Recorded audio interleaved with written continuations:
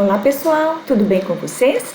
Aqui é a professora Luísa e nós iremos dar continuidade à nossa disciplina de microbiologia geral. Hoje nós temos a nossa terceira aula e vamos falar sobre a classificação e caracterização dos micro-organismos. Nós já trabalhamos anteriormente com características gerais, com o histórico da microbiologia, que é extremamente importante. E nessa aula de hoje a gente vai falar um pouco mais sobre esse mundo microscópico, certo? Vamos falar um pouquinho de organismos procariotos, eucariotos, né? Se são unicelulares ou pluricelulares, certo? Tudo isso na nossa aula de hoje. Tranquilo, pessoal? Esse conteúdo ele está no capítulo 4 do nosso livro didático e, inicialmente, vamos fazer uma rápida comparação entre as células procarióticas e eucarióticas.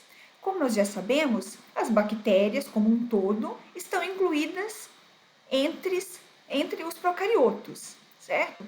Esse tipo celular, né, as células procarióticas, elas não possuem organelas envolvidas por membranas. Portanto, as bactérias não têm mitocôndrias, não têm complexo de Golgi, né? O material genético delas não está envolto por uma membrana, certo? E as bactérias, como um todo, elas possuem citoplasma, ribossomos, elas têm também a membrana plasmática e o nucleoide. Além disso, a maioria das bactérias possui ainda parede celular, que, como nós comentamos na nossa terceira aula, essa parede celular ela tem a ver com aquela questão da coloração de gram, das bactérias serem gram positiva e gram negativas, que nós iremos abordar com mais detalhes essa questão química na nossa próxima aula. E aqui a gente tem alguns, né? Nós temos os grupos de organismos, incluindo, né, os diferentes reinos, reino animal, protistas, fungos e os procariotos. E aqui, exemplos, assim como o tipo celular. Então, quando nós pensamos, por exemplo, em organismos eucariotos, a gente pode pensar nos vermes, nos protozoários, né, em giardia, ameba, os fungos de uma maneira geral, né? Aqui, né, nessa tabelinha fala apenas de micro-organismos patogênicos, mas pensando em eucariotos como um todo, né, todos os vertebrados e invertebrados estão incluídos aqui, inclusive nós, humanos. Os procariotos, né, aqui a gente tem todas as bactérias, são procariotas, e aqui por último a gente tem os vírus, que como nós já comentamos, eles são acelulares, eles não possuem uma célula, certo? Então, quando a gente pensa naquele sistema de domínios que nós já comentamos, aqui nesse ramo a gente tem as bactérias de uma maneira geral. Aqui a gente tem outro grupo, né, que são as arqueias, outras bactérias. E aqui a gente tem os eucariotos, né, incluindo algas, incluindo fungos, protozoários, plantas e animais. E nós incluídos aqui nesses animais. E essas relações evolutivas, né, que formam essa árvore da vida, essa árvore filogenética, elas, nesse caso aqui, quando a gente vê essa relação, elas são feitas com base em sequências de DNA. É feito a análise de genes RNA ribossômicos, né, que por meio dessas comparações, né, desses nucleotídeos, isso vai permitir a geração dessa árvore filogenética.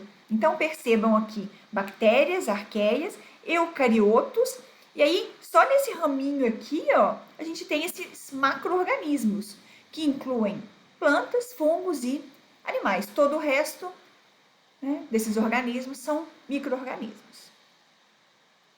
Aqui algumas características importantes quando nós comparamos procariotos e eucariotos. A primeira delas é o tamanho, né? Quando a gente pensa na célula eucariota, elas usualmente são maiores, têm mais de 5 micrômetros.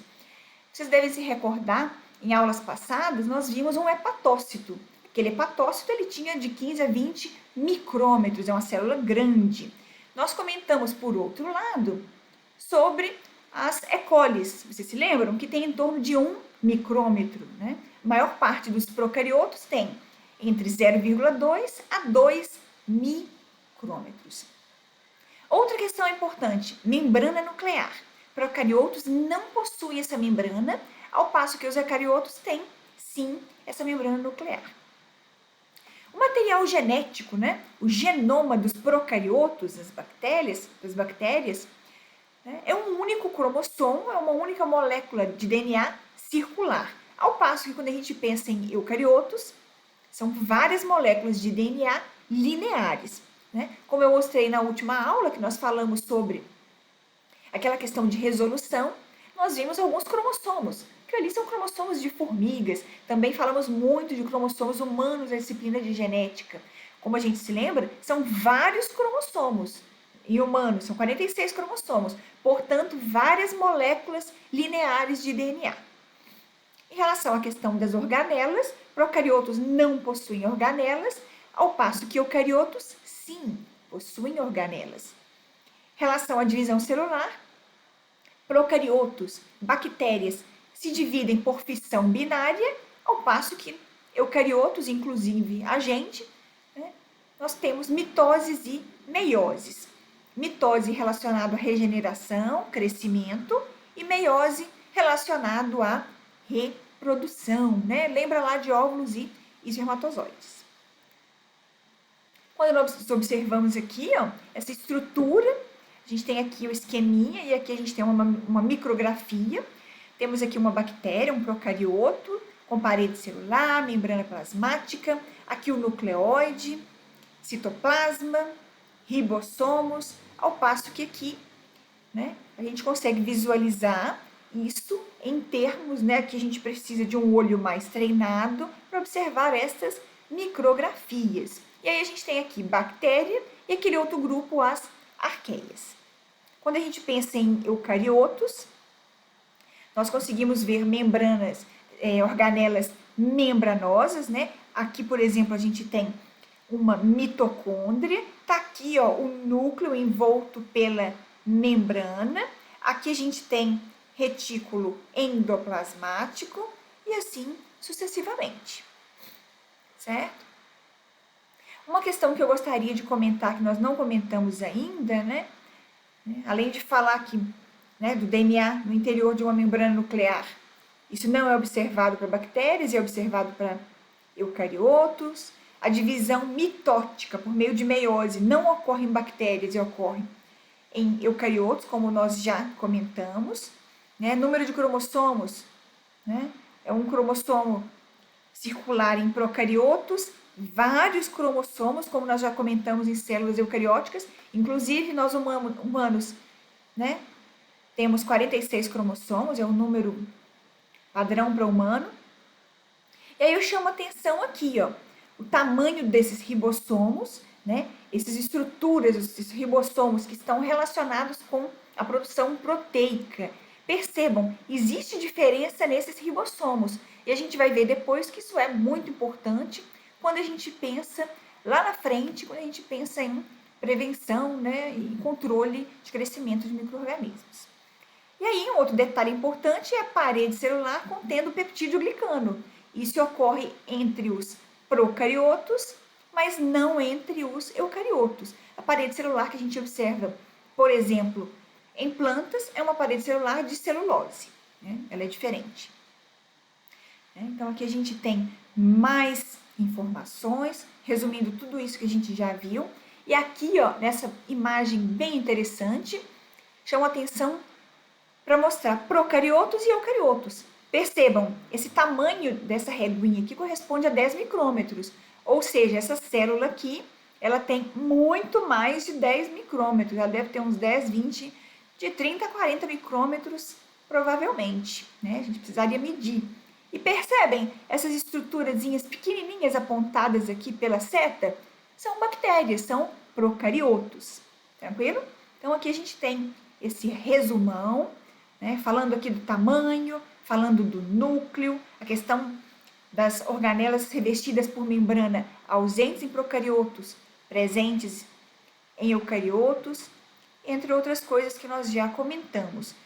Chamo atenção novamente para os ribossomos, né, que são diferentes entre procariotos e eucariotos, ainda a questão cromossômica e a divisão celular, que ocorre a fissão binária em bactérias e em eucariotos envolve mitose, né, ou mesmo meiose, em termos reprodutivos.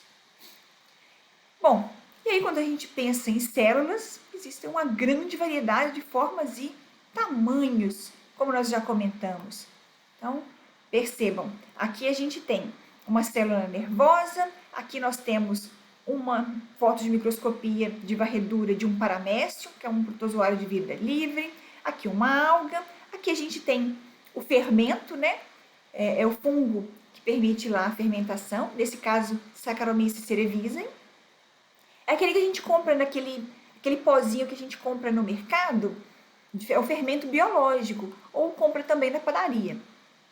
E aqui, por último, a gente tem a bactéria, a famosa H. pylori, né, que é a Helicobacter pylori, que causa aí os problemas, né, em termos de estômago. Aqui a gente tem eucariotos e aqui procarioto, né? Bactéria, procarioto e todo esse resto aqui, eucariotos, né? Pensando em microbiologia, a gente tem aqui fungo, protozoário. Tranquilo? E os vírus, né? E aí, né? Como nós já comentamos, os vírus, eles não possuem células, né? Eles são considerados acelulares. A definição mais bem aceita em relação a vírus é que eles são parasitas intracelulares obrigatórios, né? Eles precisam parasitar uma célula, precisam entrar dentro dela necessariamente para que ele consiga se reproduzir, né? Resumindo, a gente costuma dizer que ele é um vírus, né? Que o vírus é um parasita intracelular obrigatório, né? Que a gente tem um exemplo de um esqueminha de um vírus. Falando em vírus, não dá para deixar de falar do SARS-CoV-2, né? Esse vírus que todo o mundo hoje fala sobre ele, né? Todo mundo quer uma vacina, as melhores vacinas, que essa pandemia seja controlada, certo? E aí eu chamo a atenção de vocês também, quando pensamos em procariotos, quando pensamos em bactérias, em relação a esse termo microbiota normal. Olha que imagem interessante. A gente tem uma imagem de microscopia eletrônica de varredura colorida artificialmente. E aqui a gente consegue ver diferentes tipos de bactérias. Aí a gente vai pensar, nossa, mas que tanto de bactéria? Sim, existe uma grande quantidade de bactérias que vivem com a gente sem nos fazer nenhum mal. Podem muitas vezes ser até benéficas. A gente tem bactérias no nosso trato digestório que, inclusive, podem ser úteis para a gente. Elas contribuem para a produção de substâncias como, por exemplo, a vitamina K e outras do complexo B. Então, elas vivem em plena harmonia com a gente. E é muito interessante também porque elas podem nos proteger contra doenças. Mas como assim? Ou seja, elas podem prevenir o crescimento de micro-organismos nocivos. Então, a presença de algumas bactérias, elas podem impedir, dificultar o crescimento de outros tipos de micro-organismos nocivos. Hoje em dia existem muitos estudos relacionados ao estudo de probióticos, que são essas bactérias chamadas de boas, né? Existem bactérias, né, de diferentes tipos sendo investigadas, sendo estudadas, e muitas vezes a gente tem inclusive produtos, né, comercializados nesse sentido, né, diferentes tipos de iogurtes, aqueles leites fermentados e por aí. Tudo bem, pessoal? Alguma dúvida? Bom, se tiverem alguma dúvida, entrem em contato, não fiquem com dúvidas. E além disso, façam o exercício da aula de hoje que está lá no SIGA, combinado? Até a nossa próxima aula!